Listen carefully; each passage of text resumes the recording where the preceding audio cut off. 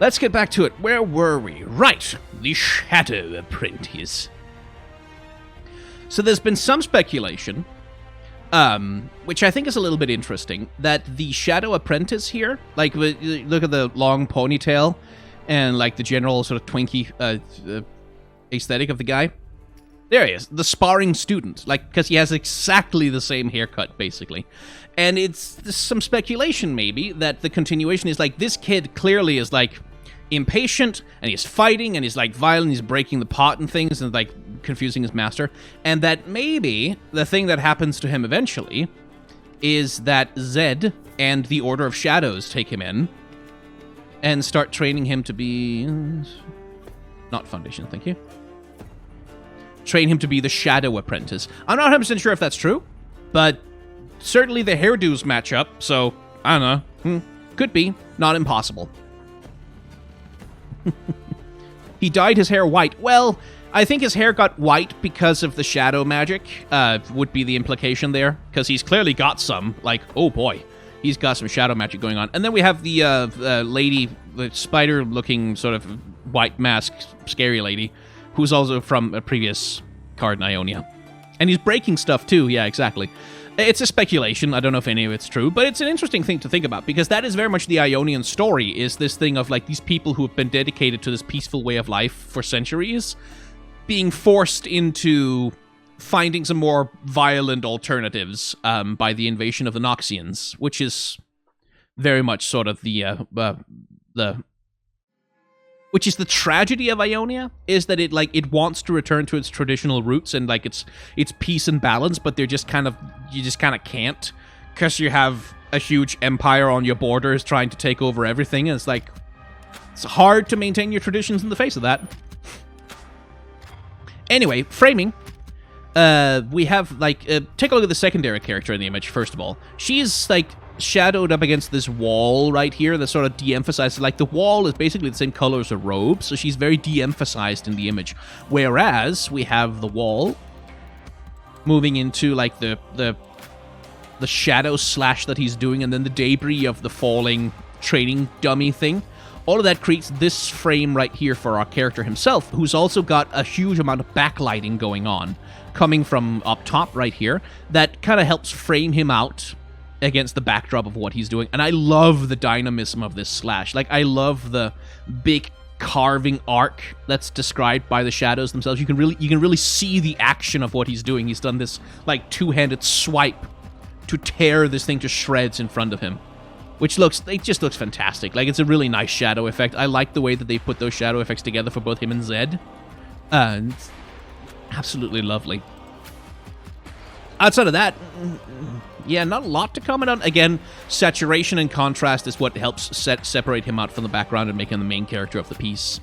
And again, Dutch angle, not so much because it's supposed to disorient us, but just because it creates a little bit more real estate for the artist to work with, I think.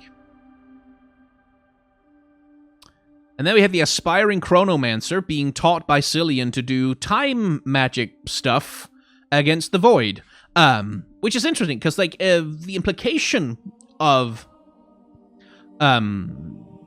these cards, and, like, clearly these are Cillian follower cards, and Cillian is going to show up at some time later, but the implication here is that these people are surviving Icathian mages, like, who somehow, like, who, along with Cillian, managed to survive the destruction of Icathia, and who are researching ways to fight back the void and trying to find a way to purge the void from Icathia.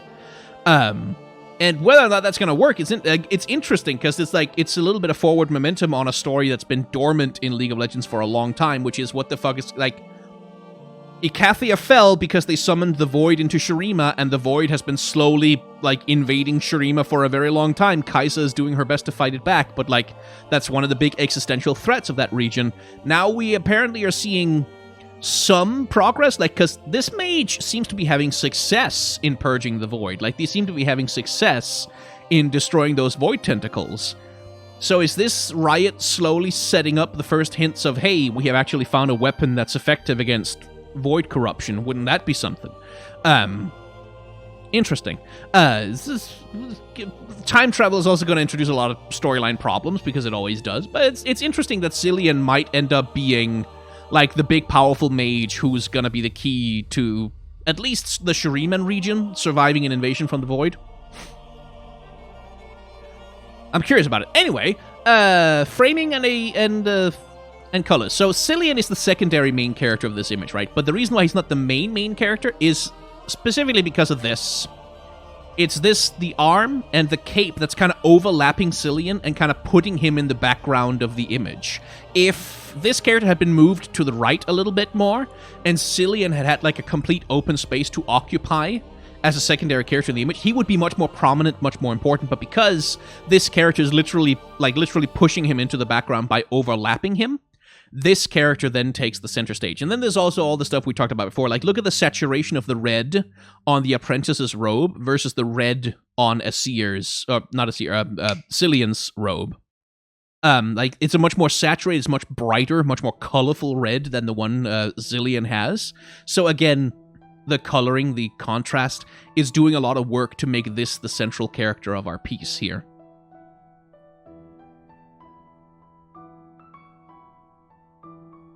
And then we have LeBlanc again. LeBlanc here, and LeBlanc here, and LeBlanc, and LeBlanc, and LeBlanc. This, like, and I'm not even kidding here. It's entirely probable that this character is actually LeBlanc in disguise. Because one of the main things that this Black Rose Spy is for, in terms of the gameplay pattern of LeBlanc, is that you're supposed to use this to create more LeBlancs on the board.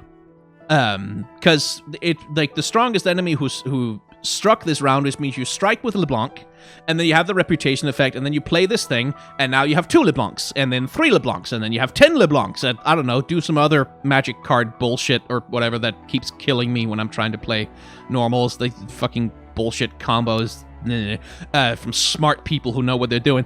Filling the board with the LeBlancs, and there's too many of them, and when you have the copy of LeBlanc on board, you keep going to, like, even if they kill one of them, you still move towards your level up condition, so it's like, but the mechanics of the game imply that it's highly likely that this is a LeBlanc stand-in. This is this is literally LeBlanc in the disguise.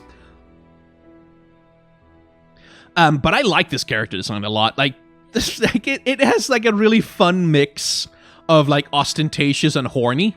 Because like she's got this massive, like overwrought, complicated, like veiled headdress kind of thing, and this like face makeup and this tiara thing, and then she's just sitting around in fishnets and a bustier, like with her titties out, like, yeah, this is both Naboo, the throne room on Naboo, and it's an orgy at the same time. Yay! I kind of enjoy that. Like, it's kind of silly. It's just kind of dumb in a really fun way. Evil Padme Amidala. Yeah, exactly. It's a Star Wars character. Like, it kind of has that vibe. It has that kind of cheesy sort of campy vibe to it that I really enjoy. And it's a fashion disaster as well. Yes, Amber Gris. It's a fashion disaster. It looks terrible, but in like a way that makes sense. That this is like a big hedonistic Noxian noble party where everyone's, I don't know, drinking, eating, and fucking, I guess. And yeah, that makes sense in context. And it's also, one thing I do like about it is that you can't quite tell from the image. Like, this is the Black Rose Spy, right? It's not 100% clear from the image whether this is the spy or that is the spy. Like, I like that little ambiguity. But yeah, it's like, as a character design, this is a mess. Like, this is, like, with the fishnets, like the full body fishnet stockings, what the hell? Like, it's a mess, but it's a mess in a way that feels believable, in the sense of, like, yeah, this is the kind of awful taste, like eyes wide shut party nonsense that you probably would wear at a Noxian, like, underground noble orgy or whatever. Like, it makes sense. Like, that would, yeah, they'd wear that, and they would think that was cool. So I like this. Like, it's dumb, but I like it. I kind of like it a lot. But yeah, framing. First of all, she's highlighted by the light of the scene, but mostly the framing is being done by the throne that she's sitting on. which just like is this big gray slab in the middle of this sumptuous red tapestry that creates like along with the cloak of the person reporting to her, creates this big gray mass. Like this again, think of like the triangular shape of the penitent squire. Kind of the same thing here. We have this big shape in the middle of the image just commanding attention and drawing our eye and being color contrasted with the rest of the environment as well. That just works really well, I think. And I do like the character design contrast also between like this, look at me boys, I have gotten woo, like this big look at me ostentatious sort of concubine courtesan orgy mistress kind of look that she's got, and then the other character who's whispering to her, who's just about as like, who's got the cloak and the mask and who's completely covered up in every way that it's possible to be covered up except for their mouth, pretty much. Like, there's a nice contrast between these two characters that I really like. That's really obvious. Like, it's not really subtle, any of what's happening here, but it kind of doesn't have to be, because it works aesthetically for the thing that the image is trying to do. Oh, there was a super chat. Summoner's Rift 6 items, LeBlanc only. Yeah. And also Didi-kun asked about my tea. My flavor, the one I'm using right now, is chamomile with honey, because that soothes my throat, and it makes it a lot easier to talk for like 7 or 8 hours, or however long this thing is going to go. Woo. Little hot. Anyway, I should keep track of donations and stuff, because I think I've kind of missed some. So let me see. There was Kuba. What do you think they'll do when they run out of regions to add as expansions? Maybe lore events like Ruination or Noxus Invasion version 2? I think, like, my thinking is that once they run out of regions, eventually they'll start exploring timelines. Like, I think eventually they'll start exploring timelines. So they'll, like right now we have, like, Shurima after the fall of Azir. And, like, after all, like, and then they'll eventually add, like, an expansion that's a timeline where they do, oh, this is the Shurima at the height of the Empire. And then we'll get, like, all the Ascended, before, like, we'll have Aatrox before he turned into, Darkin. And we'll have, like, Aatrox and Varys before they turned into Darkin, when they were still Shuriman warriors, when the Shuriman Empire was at its height. Like, that kind of thing. I think they'll explore different timelines for additions. That's my feeling, anyway. Let's see. Pillow fluffing. What are your thoughts on Grumpy Rock Bear? We'll get to him. We will definitely get to him, so we'll get there once we do. Knight donated and said, hey Sky, no card or anything, I don't even play this game, but I like you, so go get something with it. Cocaine or hookers. That's generous of you, but I don't think you can get that many, either cocaine or that many hookers for $18.10. Like, I don't know how cheap it is around where you live, but where I live, we like to pay our hookers, like, a fair wage for their time.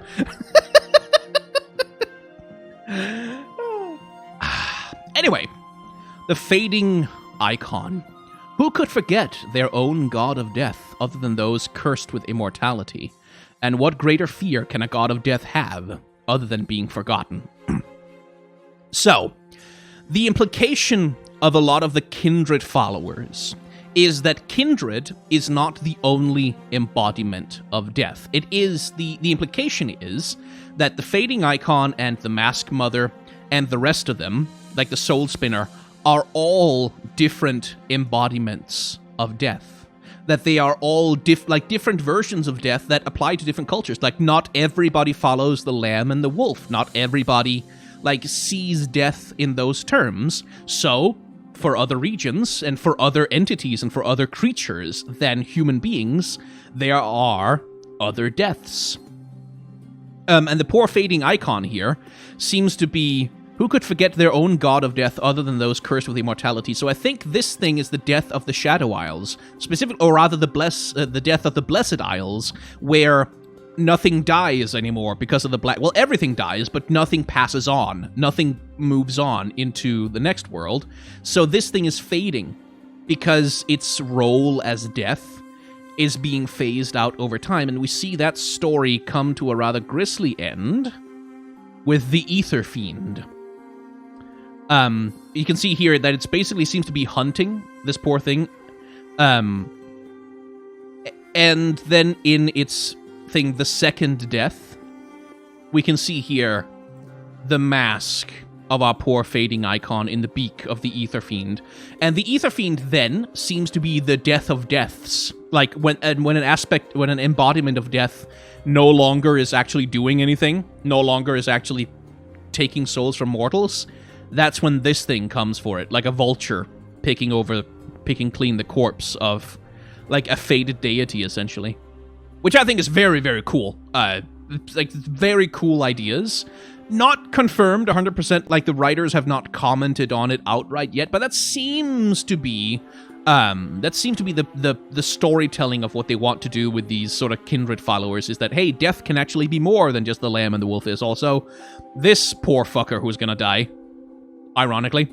So, this character, pretty much all the same things we've talked about before. Notice that there's no Dutch angle here. And I think there's actually kind of a point to that, like, because a Dutch angle ultimately, like, anytime you tilt the horizon line of an image, you do introduce instability. And most of the time, it's like, it doesn't matter that much, like when you think of the Dune Keeper, for example. Like, the Dutch angle introduces instability, but it's not like, it doesn't disturb the image. It doesn't feel like there's, like, a lot of chaos or anything happening here, because it's a very still image otherwise. But for the fading icon, because we're in such a creepy place, and because the imagery is so creepy, we've got all this ghost imagery going on, I think there's a point to avoiding the Dutch angle when it's not necessary, because when you put a Dutch angle in there, it kind of heightens the creepiness factor, at least I think. It kind of heightens the creepiness factor, and that would make this a scene that feels unstable and kind of ominous, rather than just kind of chill, which is what it is. Like, he's just kind of sitting around, his little bird perching on him, and he kind of seems to be having, like, an okay time. He's just kind of having a peaceful one. Again, highlights and lots of lighting on the character himself. Does a lot of the job of highlighting him as the main character. And then we have the framing of this platform thing that he's sitting on, which creates this space within the space for him to occupy. That works really well. You should try ginger band lemon tea. It's great for sore throats. Yeah, I mean, that also works. Chamomile is good because it actually soothes inflammation. It like, if you have inflammation going on, it'll calm it down for you a bit. So I like to use that for my long streams. And I like the character design of this guy. Like, I like the sort of frog-like amphibian thing that he's got going on. Like, it's a nice distinctive little thing. Like, it makes him look very sort of peculiar in his way, especially along with the mask. Then we have the Honored Lord, who people on the lore subreddit have been speculating is actually LeBlanc in disguise again, because LeBlanc wants the penitent squire to get back to Demacia to tell them that Jarvan has fallen in battle, and LeBlanc is manipulating things. So the theory is that this is LeBlanc protecting the penitent squire so that they can come back to Demacia. Haha! But he's dead. He got killed by the Noxians, so maybe it's not LeBlanc. Who knows? Or maybe he just worked for the Black Rose. Who knows? Sona's dad. Are we sure about that? Are we sure that that's Sona's dad? I'm not so sure, because we don't know who Sona's dad is, do we? Oh, wait, shit. Ah, right, it's because it's Bevel. It's Lord Barrett Bevel. Sona is not biologically the daughter of the Bevel clan, though. She was adopted into the Bevel clan much later than this. So if he's anything, he's her adoptive father, not her biological father. Maybe the real him died, but LeBlanc took his place to help the squire. Yeah, yeah. And maybe these soldiers are also LeBlanc, just to heighten the drama of the whole thing.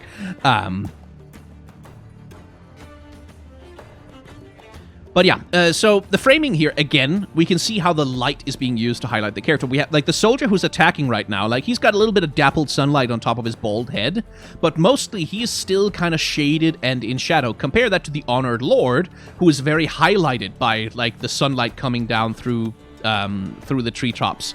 And, like, this really brings him out, and then with the squire as a secondary character, he's literally casting a shadow on her, overshadowing her in this scene, which I think is again, like, classic visual storytelling. We all know LeBlanc is the tree. Oh, the sigil on his chest? That's a raptor.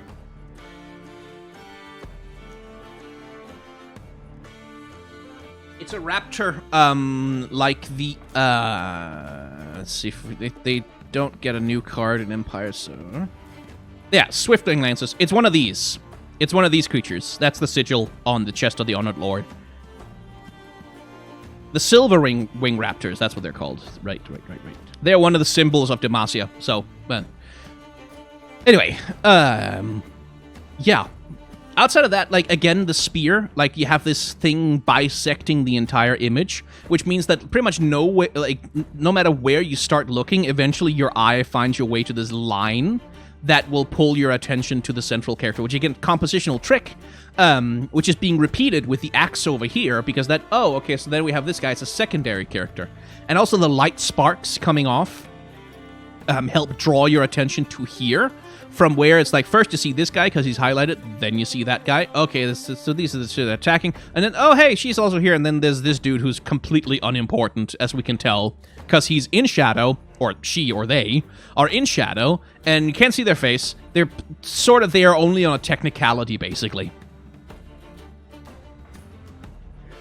Actually, that the squire is without muscles is good design since she's powerless in that scene. It emphasizes her exhaustion. I think that's a weak rationale for a character design. Like, the character themselves, like, I think it takes priority to tell the story of who this character is, rather than simply using their body to show their state for a single scene. I think it's more compelling to have the character, like, you can tell this character is well-trained, and that they're strong, and that they've been training to be a soldier, and that they're really normally really fit, and that they have a lot of physical power to work with, but then you see them collapsed in an exhausted heap on the ground, and you go, oh shit, they must have gone through some shit in order to be that exhausted when they're clearly very physically fit. Having the character just, like, look weak and noodly armed, it's like, yeah, it's a way to do it, but it's like, you sacrifice so much of the storytelling around who the character is that it's like, I don't think it's worth it.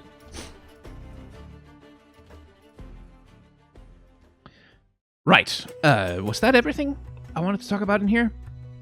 Yeah, kinda. Like, there's something slightly uncanny about the scene.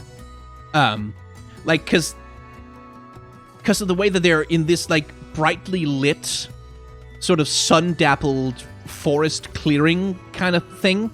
That's something about that feels a little incongruous with the desperation of the situation that they're in, and a little incongruous with, like, stuff like this scene of grief and exhaustion and and misery, which is also something we're going to see coming up. I think he's a high cost card, isn't he? Jarvan? Yeah, Jarvan the Third. Is like, again, here the color aesthetic is much more cold. It's much more downbeat and dour and much less highly saturated. But with the Honored Lord here, the whole scene is like so many bright saturated colors. Something about it feels incongruous to me, but it's just a broader thing about congruence between cards. Moving on to the Mask Mother, who has a very interesting bit of lore. They say the Mask Mother created kindred, just as she created all incarnations of death. But from whom did she receive her mask if she didn't craft it herself? Which again ties into this idea of, like, there being many deaths and many representations and versions of death that exist all across Runeterra. And I don't think Mask Mother created kindred necessarily, but I think there's myths around that. Like, there's this interconnection between them. But, like, my read is that they're all just expressions of the same thing. Ultimately, like, that they're all expressions of the same thing, which is death. So it's not like the Mask Mother made kindred, but that there is a connection between them.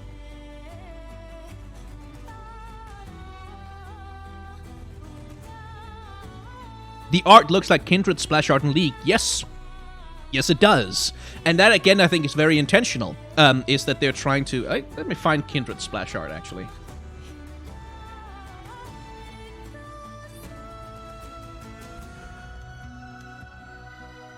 Kind of wish I had a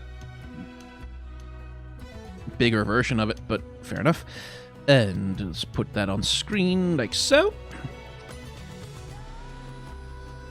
Like, it's kind of the same scene that's happening. Like, the composition is not exactly the same, but it is kind of the same scene that's happening with the dead body lying there being, like, we have the dead body illuminated by sunlight. And you have, like, the embodiment of death stealing or taking their life force from them as signified by this bright blue light kind of thing. So it is a similar kind of composition, and I do think it's a reference. Like, I do think that there is a cross-reference being made there. Anyway, like I said, here's something interesting happening, because what we've talked about so far, pretty much all of it, is that, oh, yes, the main character is highlighted with light, and, like, sunlight and bright, and the very contrast with the rest of the environment. Here, we're doing the exact opposite thing. We have a character who is very highlighted by sunlight, like, oh boy, they are just lit up like a motherfucker. But they are not the main character. They don't even have a face, frankly. They are this dead, inanimate, like, useless body lying on the floor, being turned into an adorable little piglet spirit by the Mask Mother, who is the main character of the piece, without any strong highlights, without any strong, like, lighting contrast. Like, kind of fades into the background a little bit, does this creature. But yet, because of the way that the image is composed, because we have this interaction between her, or them, and the spirit that they're creating from the man's corpse, because they're central in the image, because we have this framing with the trees in the background, like, creating this brighter space for their mask to occupy, they become the central character of the image. Which I think is, like, it goes to show you that you don't have to follow, like, one formula in order to create a storytelling in the scene. You can have the character in shadow and without strong highlighting and still make them a central character.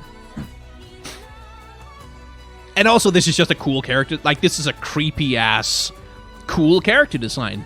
Like, with the masks all tangled up in that matted fur and, like, bound to her. It's like, you see that thing happening, like, you see this thing in the dark woods and you just like, oh, fuck, I am very dead. I'm gonna walk the other way and hope. Because, like, that's just a creepy character, like, the hunched over thing that they've got going on. Very cool. Generally, the Shadow Isles and their creatures, like, look at this motherfucker, too. Like, this little shrimp bastard. Like, yeah! I love this. Anyway, moving on to the Rock Hopper, who is, one of Talia's friends, I believe. I believe this is the same character whomst we see here.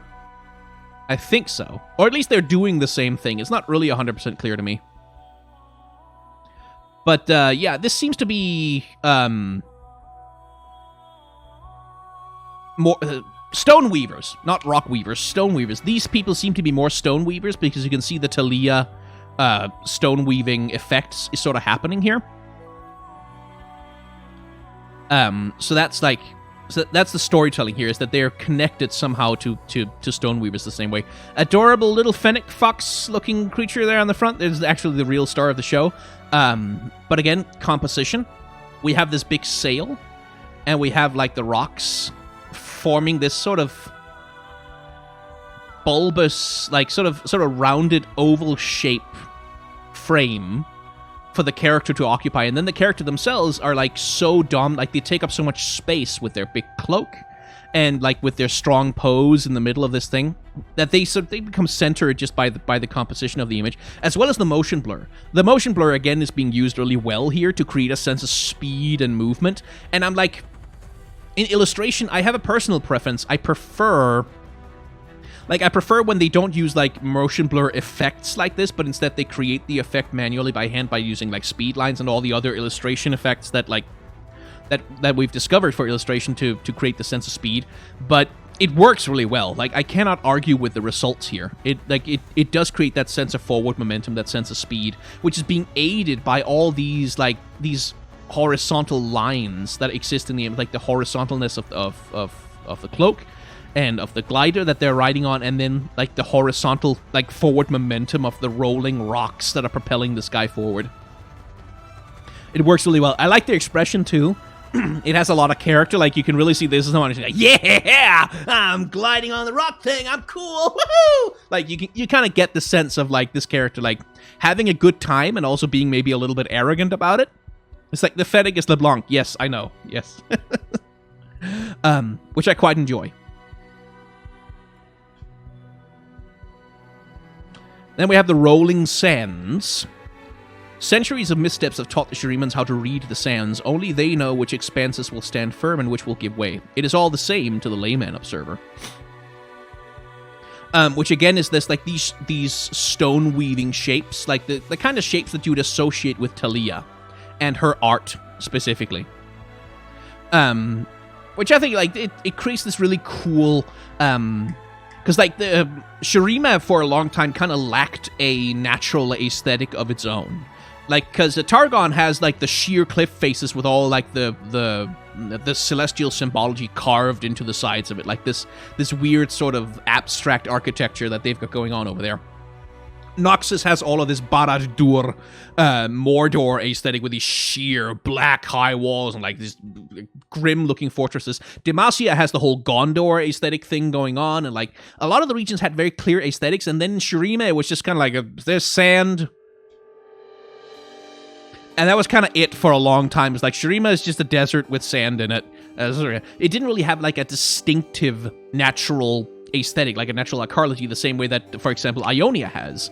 But, like, these things, like using the stone weaver sort of stone arc thing to create interest in the environment, as well as the salt pillars that we saw in the cinematic, like, they've done a lot more work making Shirima feel like a very distinct place with, like, its own visual identity, as separate from just being a desert or whatever. So I like that as a broader part of building the world of Runeterra.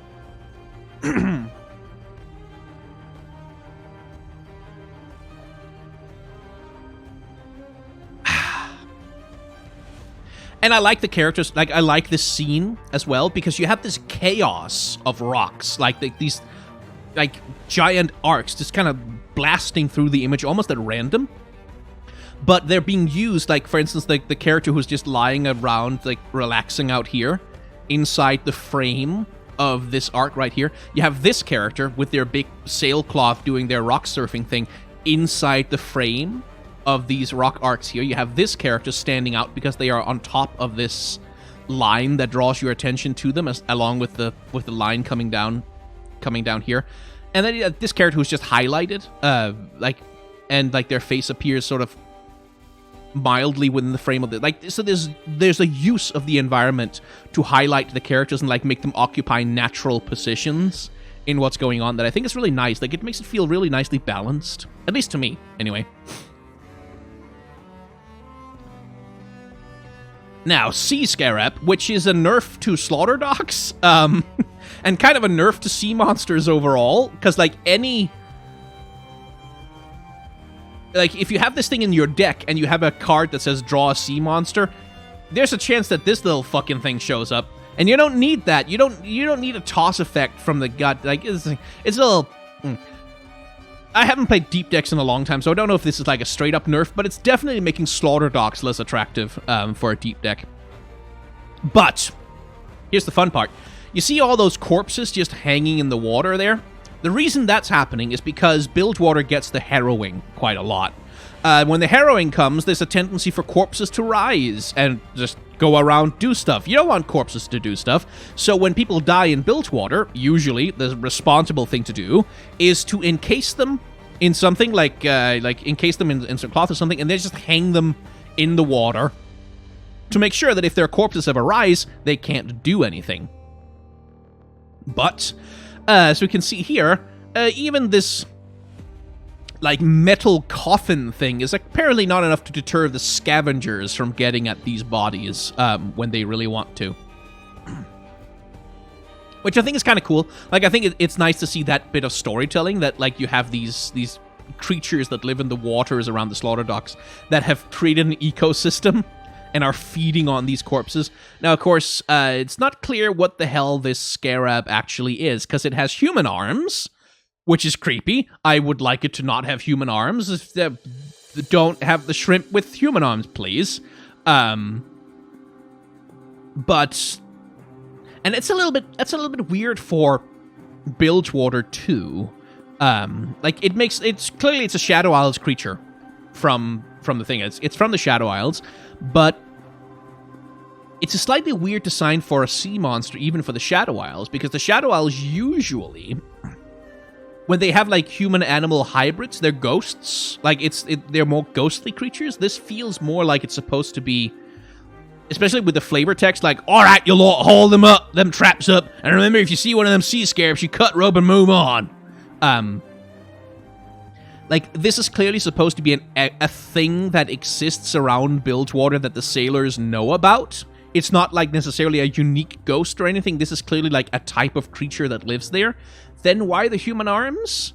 Like, something about that is a little weird to me. Not that it matters. I'm going off on a tangent that's completely irrelevant. What matters is that it's a creepy-ass character design. Like, and it really is. Like, you should not have human arms. Don't have that. That's very sort of elder god kind of horror monstrosity kind of thing. It's a scary thing to look at, this motherfucker. But yeah, again, the light at the center, which seemed to be emanating from its eyes a little bit, but the light at the center draws your attention here immediately.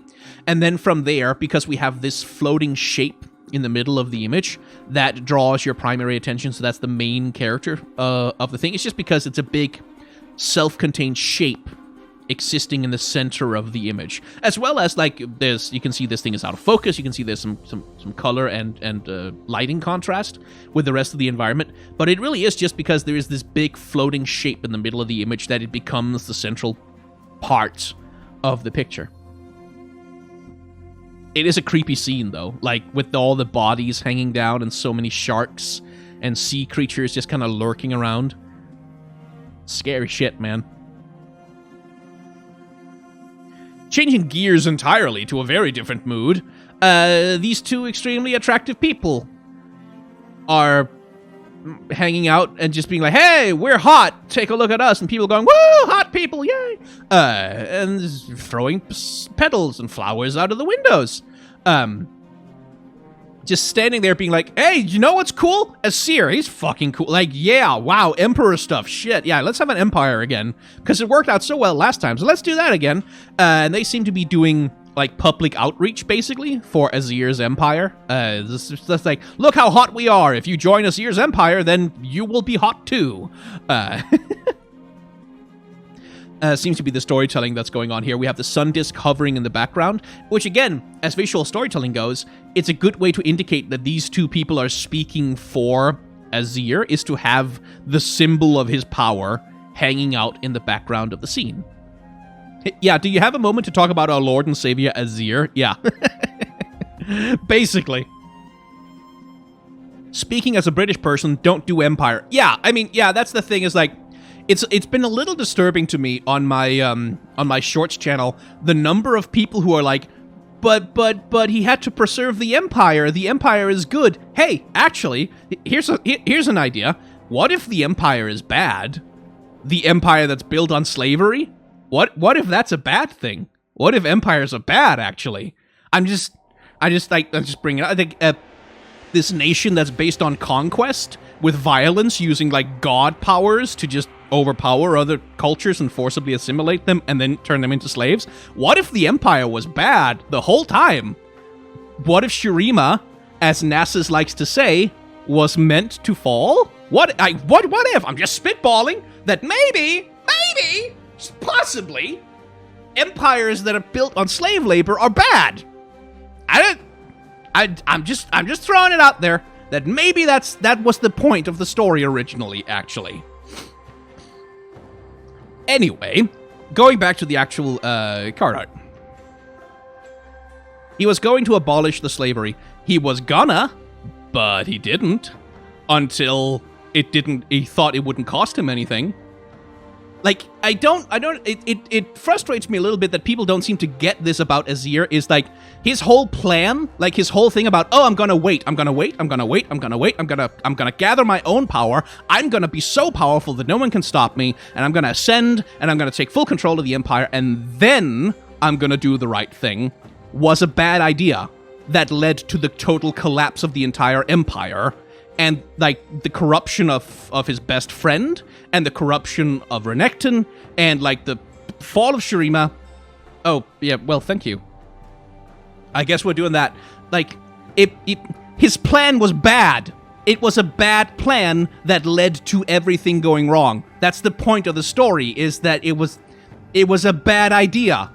Azir fucked up. He screwed everything up. He broke the Empire in pieces, and the reason why it happened is because he wasn't willing to prioritize doing the right thing over holding on to power. Like, that's literally the theme of the story. It's the theme of the story. It's what it is about. So it's a little weird that people go, well, but he was going to free them. But it was Sarah's fault for not being more patient about the slaves being freed, which is like...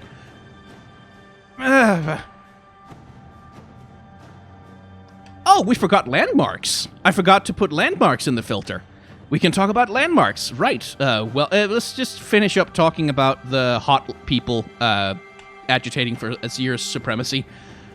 So, framing and aesthetic again. We have the crowd down here, which seems to include at least one Vastaya, going by these animal ears right here.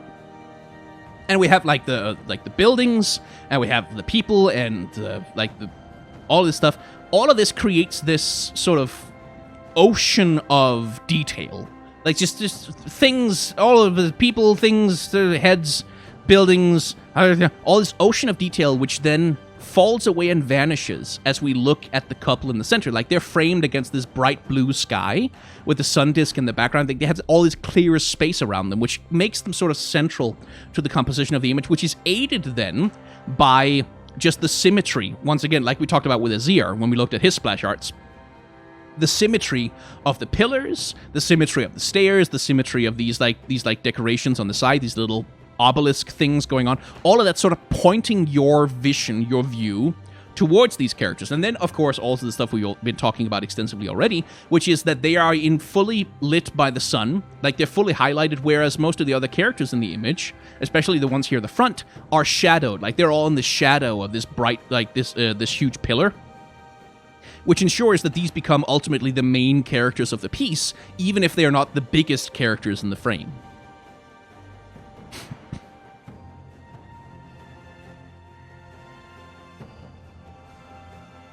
Right, we talked about the Bird Sun Disk already. Talked about Frozen Thrall, we got to that one. Emperor's Dais, though, we forgot about that one. And again, this one is using many of the same... it's part of the same storytelling, like with the rest of Azir's things.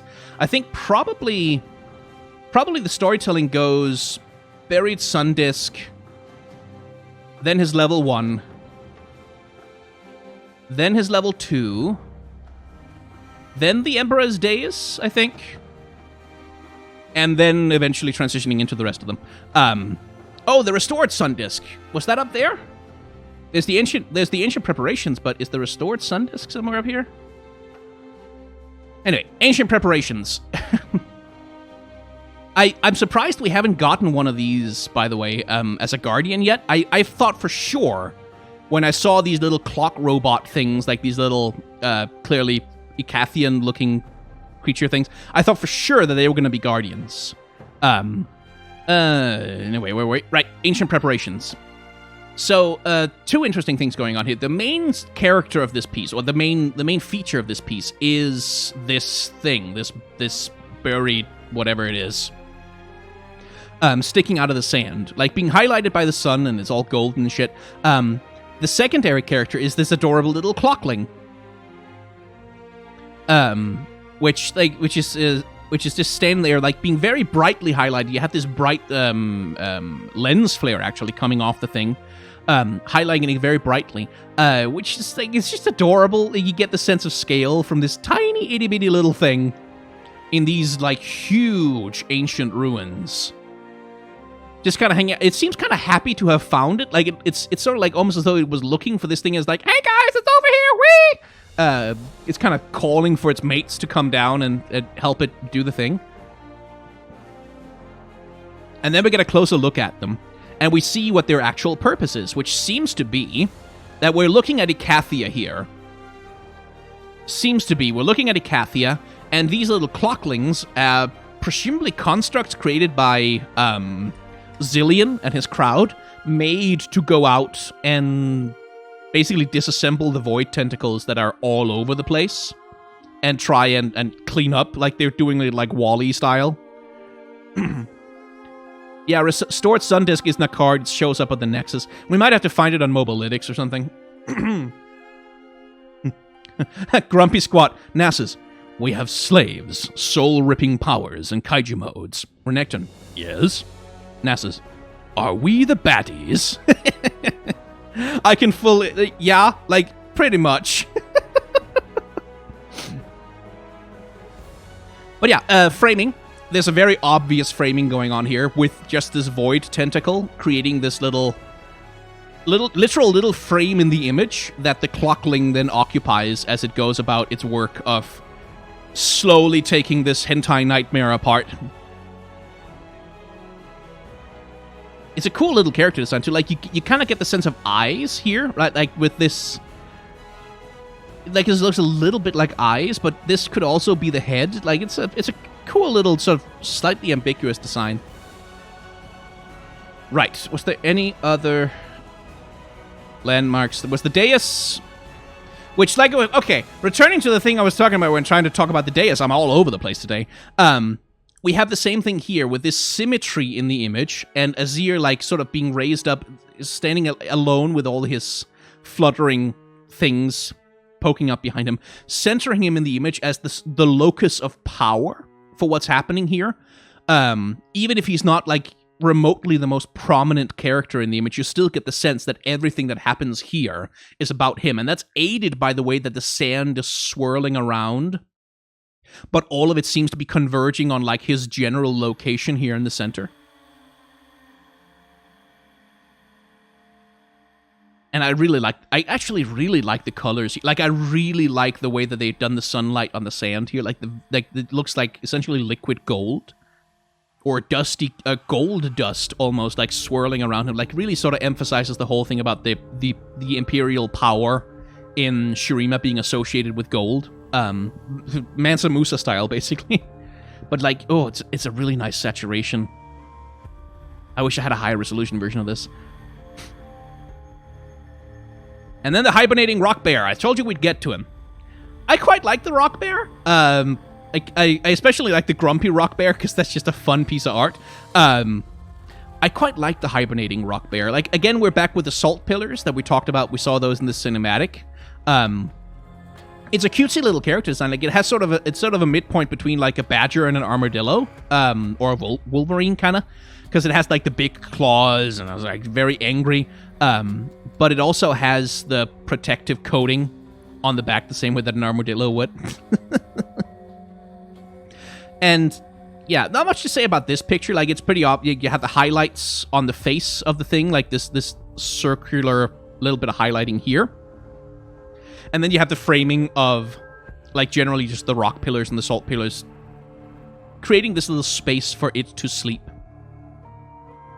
So that's lovely. But this art is just fun. Like, I really like this. Like, it's what is it? It's a spell. There's a spell called Teen Spirit, which, okay, where basically they show these characters pulling on the tail of the rock bear for a dare or for a joke, and they're clearly just fucking around and having fun by provoking this dangerous wild animal. But it's like, it's a fun scene. Like, it's kind of harmless fun. Kids are having kind of thing. It's enjoyable. But again, framing the characters, like the other characters, like these Shuriman urchins who are disturbing the poor rock bear as it sleeps, create this kind of wedge shape in the image, like so. And the rock bear occupies that wedge shape, and it's kind of driving them apart, like they're fleeing from it in all directions, right? So it kind of drives them apart a little bit in a way that really kind of works. And of course, it has all the highlights, it has all the light, it has all the saturation of the colors, whereas the other characters in the image, even this character who does have the sunlight on her, they've made sure to have her shadow over her face, or her hand make a shadow over her face so that she's in shadow and clearly de-emphasized in the image. And one thing I want you to notice is, look at this lady. Oh, look, she has overarms. She has big, tough overarms that look like she does work and like spends time with hard physical labor doing things. Wow, I guess you can do that, Riot.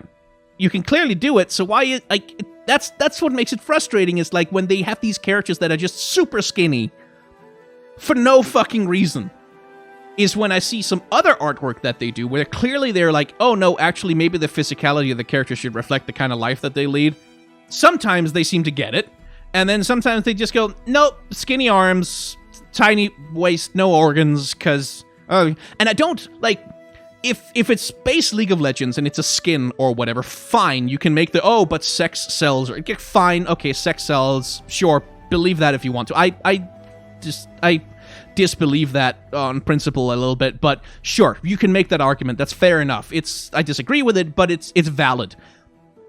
But, like, who the fuck in Legends of Runeterra, who gets a card and is like, I shall play this card because it has titties on it? Does anyone... Is that a thing? Like, I can see buying a skin because it's, like, hot and it's, like, got titties and it's, like, whatever. I can see that.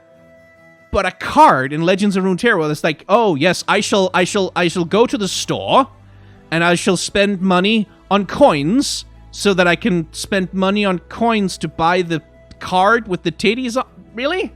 I mean, I guess people do worse for gacha, but... I kind of don't buy it, like, that sex sells applies to this. I just kind of don't. Anyway, that's a whole different digression that doesn't matter right now. Let's talk about the Preservarium, which is a freaking cool card. I really like this, because we are clearly still, like, in, we're still in Shurima. We're still in what seems to be one of Nasus's libraries, with the books floating around and stuff. And then we have this... whatever the hell this is, like some kind of magic that's created to preserve the life, the flora of Shurima. And I think what's happening here is that this is part of Azir, like, restoring the power of the Sun Disk. Like, this is part of him restoring all the ancient powers. Oh, no, wait, shit, I'm wrong. I should read the flavor text. It's Cillian. It's Cillian's Preservarium.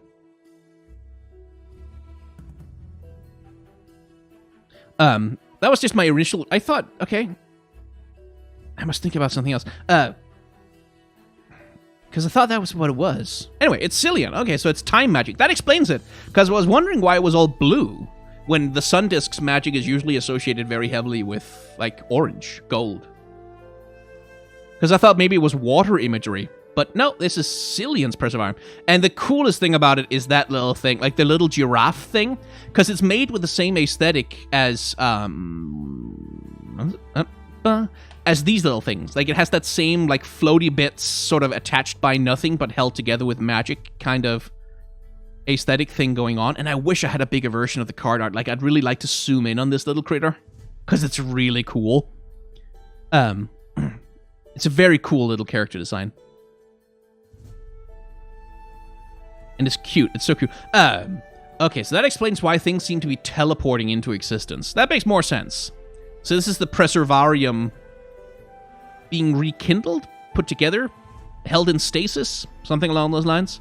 Anyway, framing. There's one big, very obvious frame right here, which is the arc in the background here, along with, like, this thing creates a frame around the tree, which is the central feature of the image. And then the tree itself then creates a secondary frame right here around the little giraffe creature. So there you have this double framing with, like, the framing of the whole scene with the giraffe and the tree, and the tree framing the giraffe itself against this very light, sort of desaturated, bright background. I just wish there were more big booty bitches in Legends of Runeterra's card design. Yeah, that's valid. Like, if you want more, fan service and shit, that's completely valid. I don't really feel a need for that, but it's like a valid thing to want.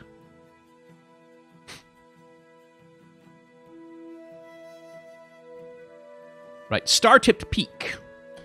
I like, remember we talked about with natural aesthetics, how, like, Shurima and didn't have one for a long time. Targon has one, which is these sheer rock faces with these geometric shapes carved into them by the magic of the Celestials, which I think works really well. And one other thing we've talked about a lot already is scale, including a human character for scale. So we have this guy right here, who might be Tiari the Traveler, or maybe the Mountain Scryer guy, one of the two, something along those lines. Just standing here being small, so that we look at this thing and go, oh, that's big. It's big because he's small, but if he's small, then this must be large. And then you get this sense of like overwhelming grandeur and scale and just massiveness to the environment that's created by that little tiny inclusion. And I do like it's a striking imagery, this thing, like, with, like, the start to peak with, you have this peak of a mountain, which, like, the mountain looks a little carved, which is weird, but then you get this just floating circle of rocks hanging there underneath the Aurora Borealis, or maybe not the, well, probably not the Northern Lights, because Targon is, like, closer to the south, so, Southern Lights, what are they called? They're called the Aurora, Australis, the Aurora Australis, which only makes sense on Earth, really, because it's named for... Anyway. I knew I should have taken the left turn at Albuquerque. Bugs Bunny joke. Nice. But yeah, like, it's just a really striking image. And again, the framing, we have all these clouds that sort of open up around the peak and give way to the Southern Lights and to... like the peak itself. So you have this, like, this framing of the peak as the central feature of the image. It's really cool. Like, I really like that imagery. It feels very striking. And then we have the esteemed Hierophant. And again, framing, you can see there's a pretty obvious one with the two pillars. But then we also have a framing with just, like, the thing that he's sitting in, this palanquin kind of whatever it is that he's riding in. That creates a framing around the character. But mostly, I think it's this that creates sort of the centralizing attention grabber that makes us look at this guy as the main character of the image. As opposed to the characters who are actually much bigger in frame, because, again, these characters are all kept in shadow. Every single one of them kept in shadow.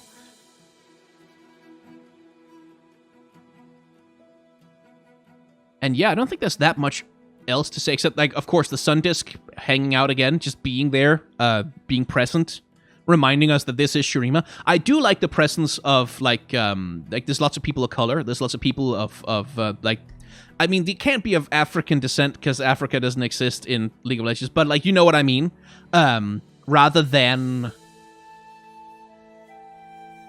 Yeah, rather than, like, because that's the thing, again, like, Shurima has always had this problem of being Runeterra's Africa, but for most of its existence, it was just Egypt. Like, it was just ancient Egypt, but magic, and that was kind of all that there was. I like that they're including much more, like, they're trying to draw from aesthetics that are much broader, across the whole, because Africa is big. I don't know if you've heard, but this, like, I read this on the internet, Africa is large, actually, and occupies a lot of space and has a lot of different cultures on it, and I'm glad to see that they're drawing a little bit more broadly, from different kinds of peoples and different kinds of aesthetics. I wish they would get a little bit out of the Egypt centrality with the architecture, because there's some really interesting, like, especially, like, Malian architecture, and some of the ancient cities that they found, like, around,